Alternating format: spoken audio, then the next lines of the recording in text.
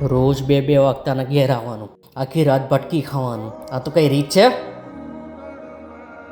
Sorry ઉભો રે, નીકળ ઘરની બહાર. એમ બી તમારાથી કંઈ થવાનું નહીં, નીકળો. જીગા ઉભો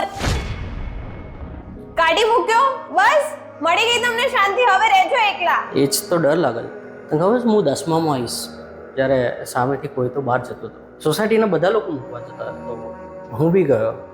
મૂકીને પાછા આવ્યા તો પપ્પા મને જોઈને બોલે, આయ్యా લાડ સાહેબ રખડીને. તો પપ્પા સામેવાળા બહાર ગયા, હું મૂકવા ગયો તો હું બી એવી રીતે એક દિવસ બહાર જઈશ, પ્લેનમાં બેસીશ, પપ્પા જોર જોરથી ખડખડાટ હસવા માંડ્યા.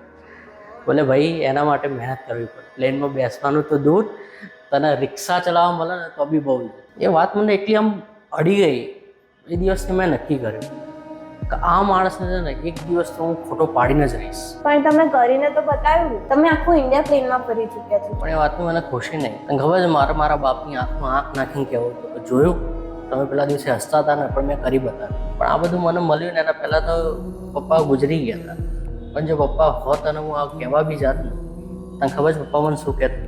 શું? કંઈ નહીં, પપ્પા કંઈ ના કહેતા. કેમ કે એમને ખબર હતી કે જો એ દિવસે મારું ઉપર ના હશે તો મને આ સક્સેસ કોઈ દિવસ મળત જ નહીં. અને હું બી એ જ ઈચ્છું છું કે થોડા ટાઈમ પછી હું જતો રહું એના પહેલાં જીગો આવો મારા ઘરે. મને બી આવી રીતે આંખમાં આંખ નાખીને હાથ સામે કરીને કહે કે જોયું તમે મને ગાડી મૂકે તો ઘેર આજે હું તમારા કરતાં વધારે કમાઉં છું. બસ ડરી જ વાતો છે કે એ દિવસે એકલો ના પડી જાય.